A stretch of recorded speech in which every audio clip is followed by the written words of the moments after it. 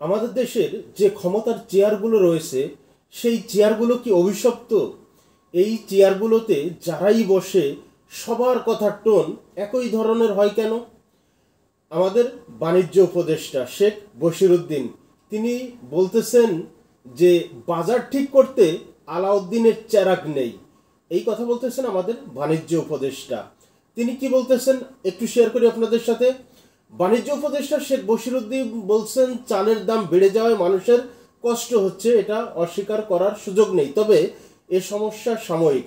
আসলে এমন কোনো আলাউদ্দিনের চেরাগ তো নেই যে সুইচ দিলেন আর কালকেই বাজার ঠিক হয়ে যাবে। তবে বাজার স্বাভাবিক রাখতে সরকার নানা উদ্যোগ নিয়েছে, এই কথা বলছেন আমাদের বাণিজ্য উপদেষ্টা।